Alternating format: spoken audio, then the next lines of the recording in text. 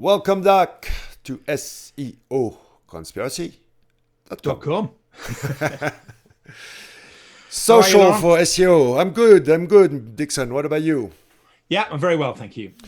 So we're talking about social signals for SEO. What do you think?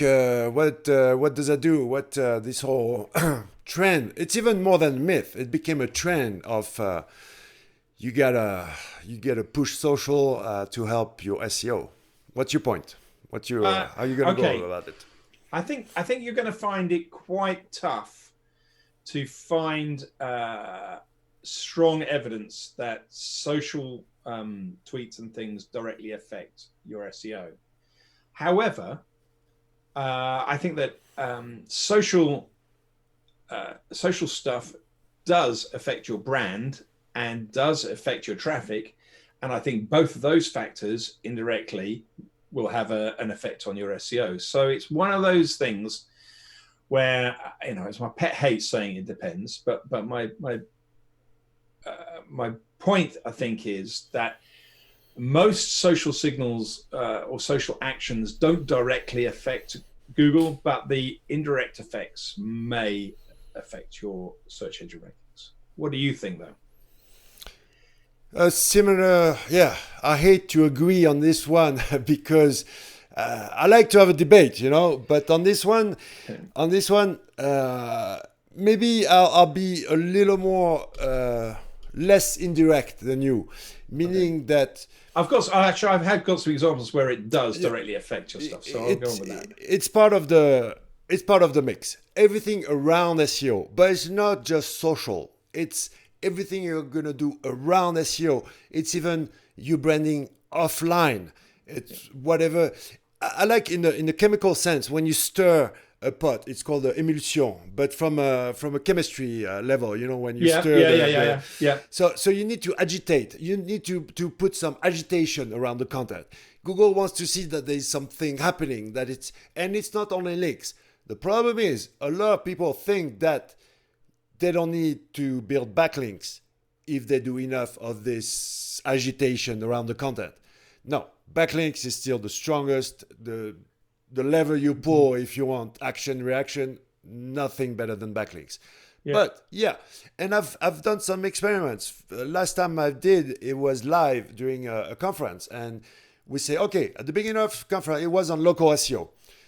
Everybody open up the mobile. It was about maybe 200, 300 people in the room. Everybody open up the mobile. We're all going to search restaurant plus the name of the town we were in. And listen up, it was not on the organic search result. It was in the address block, right? Yep. The map. Yeah. So everybody click on the number 5. And by the end of the talk, 30 minutes later, it went up. It went up. I've seen that experiment done before in slightly different contexts, and Rand's done a similar one as well. And it does flip the changes. So absolutely, it can react quite quickly. Is that a social signal there? It's what I call, the first time we met in Paris when I did my talk right behind yours. So we met kind of the stage on changing cables and stuff. Yeah. My talk was on what I call the person rank, meaning the action of the user as a vote, as a signal of quality of, you bookmark a site or you and that was back in 2000, I don't know, like 10 or 9 or long time ago. So I always believed that there was some. But it's more, I think, on the person rank level, meaning the user in himself, or and it's not just one user; it's a flow. It's just kind of like I see it, as a signal that it's a flow that comes in and out and moves around the content, but not just the count of likes and remember that whatever you do in Facebook, Facebook doesn't like Google, so it doesn't allow Google a lot to. So you could do a lot of stuff. But there is another way to answer this question and say absolutely social affects organic search, and you don't have to go very far to see it, because if you type in Laurent Borelli, then there's a very strong chance that apart from your normal sites, you're going to see the Twitter profile in the results. So absolutely, that Twitter profile is a web page. It's a scrollable web page. It's in the results. It knows who it is, and if you're in the knowledge graph as well, it's connected you to the individual as well. So right there, right in front of you, are social results. And often, independent tweets. So, I mean, how much more of a signal do you need than type it in? There's a Twitter result, It doesn't matter what we say. Is Google is telling you, like I always say, you don't know how to see. Google is telling you everything. You just gotta learn how to see and not just watch. See through. It's telling you everything. You need to learn that, and it's obvious. Your social pages are ranking high. It means they have a lot of value. But then we have a different video on that about the nofollow attribute. Mm-hmm. And the problem with that is that when they introduced it, I proved it. I did an experiment saying that Google didn't respect it. It was going behind. Then a couple of years later, same experiment, it was stopping. It was respecting the nofollow. And now it's saying it's going behind again. So people are like, okay, if it's not for PageRank, it's still looking at the link. So what is it doing? If it's not using it for anything, it doesn't make sense to go look at what's behind the link. So there is this whole nofollow. And even I need to make a video just about that. Kevin from SEO Observer, right? Mm-hmm. You know Kevin? Yeah. One day he says, your link profile needs to have 5% of nofollow links. And it became one of those truths, one of those SEO myths. But when you know Kevin, he just came up with it. He just says, he just threw the number out, and it became every SEO in France is like, okay, we need 5% of nofollow links in the link profile. Come on, guys. There is. We're getting back to links and off of social signals, though. But there is quite a lot of suggestion that you have to vary your anchor text and all these kind of things, and only have 30% of your anchor text as exact match or and these. I've never really thought like that, but it does tell me that this move towards entity-based search is the future. It's definitely the future. It's not really about the anchor text. It's about the underlying meaning, and anchor text was just something easy to measure. But I mean, going back to social signals, though, I think the internet is a very fickle, movable, changeable, and fleetingly measurable system. And if traffic is coming through a social route, or if your audience are affected by a social signal, then I suspect that social signal will indirectly start affecting what Google interprets in its core results.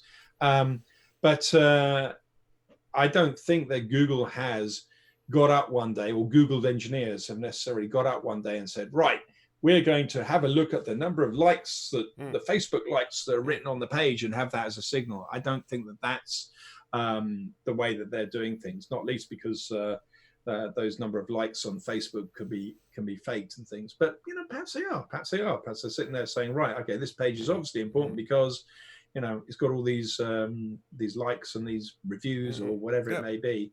And it's the same when we debate over this over and over, and it's always going to come up when people are going to make a study and say, okay, the average of pages in the top 5 have at least 200 likes from Facebook. Again, you're taking the wrong path. You are trying to fit the answer to your question. That's the easy way out to a problem, and that's wrong because you are pushing people in the wrong direction to go about it. Because it doesn't mean that if your page has 200 likes, it's going to rank in the top 3. Again, correlation doesn't mean causality.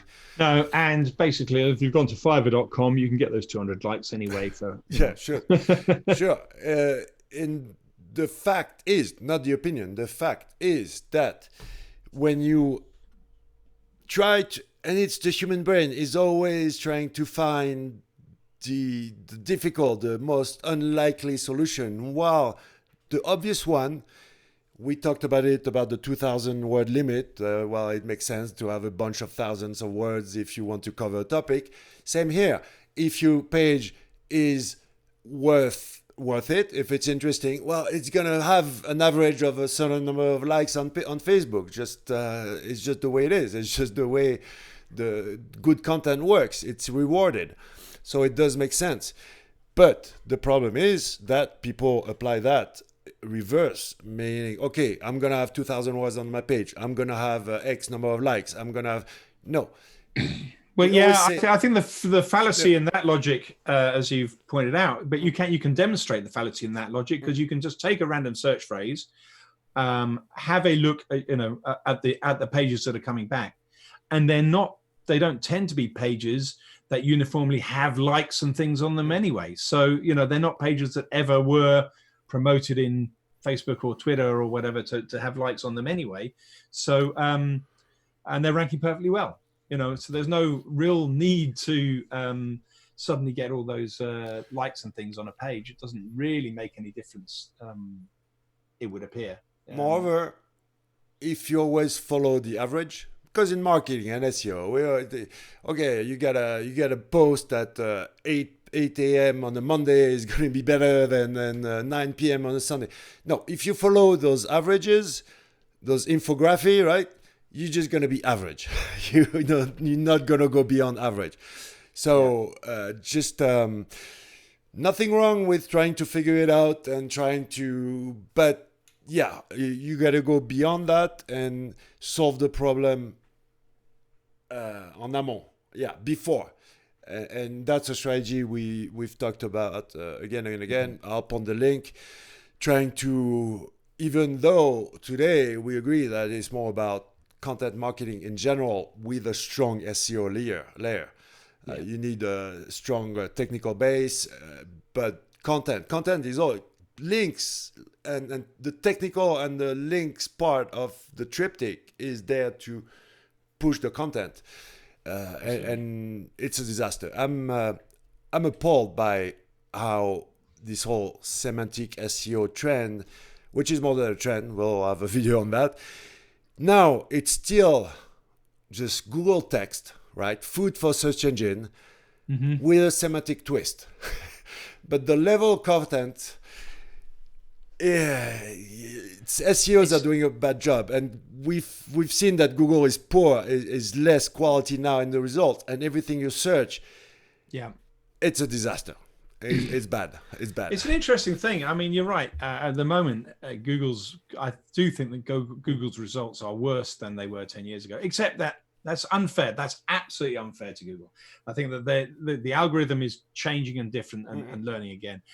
Where it's stronger is they've got so many different data sources now, and the local block and the images and the news feeds and the scholarly articles now start appearing into my feed as well, probably because I use Google Scholar more than most. And it's so that blend of different data sources has really enriched Google's ability to deeply answer a question. So once it can answer the question, it can answer it much more deeply than it could before.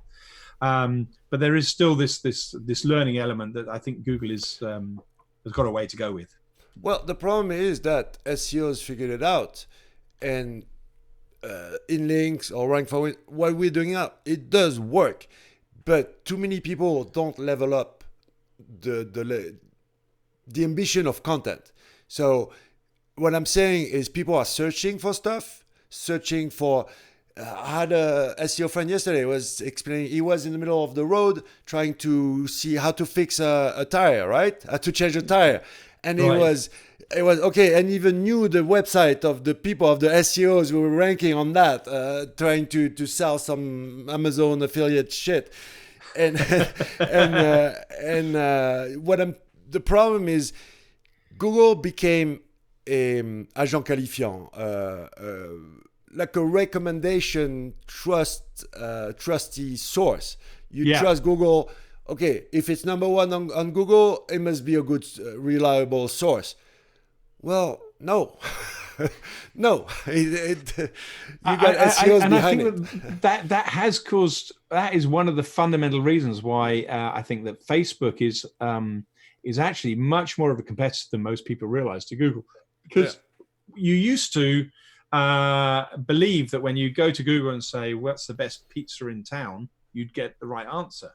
But now people go to Facebook and ask their friends exactly the same question, because the votes from their friends, they trust more than the votes from the link systems and things that Google's used. And I think this is core to the challenges of the Googles, Facebooks, and Microsofts and Amazons, for that matter, of today, and what they're trying to do.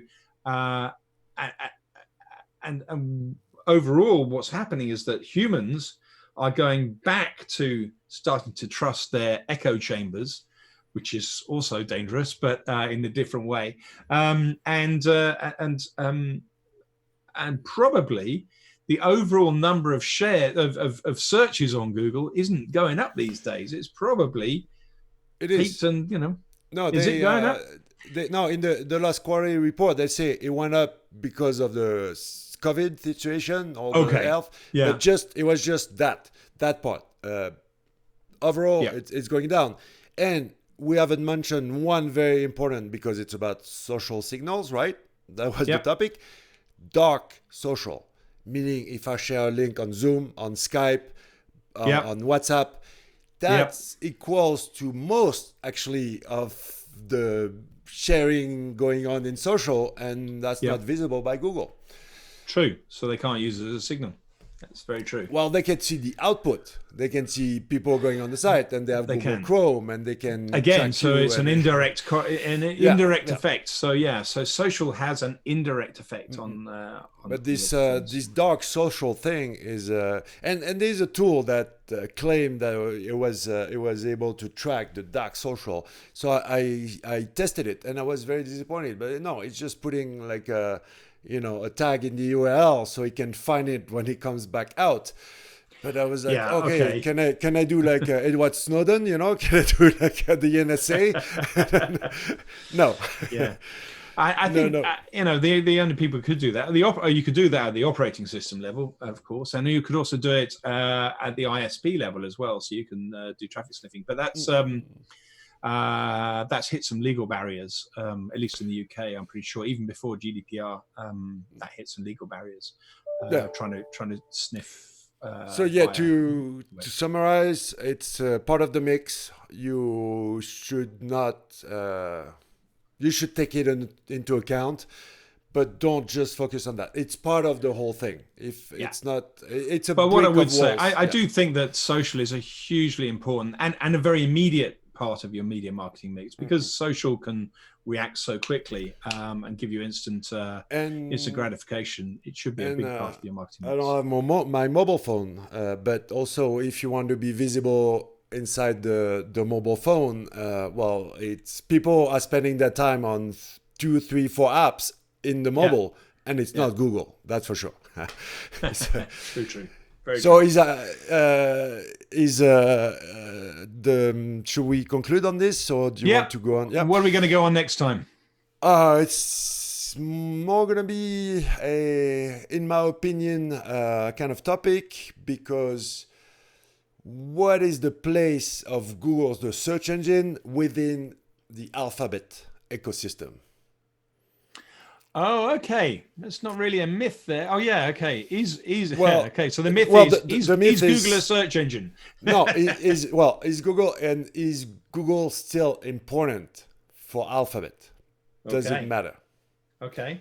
That's interesting. See you then. That'll be a discussion. Cheers. Bye.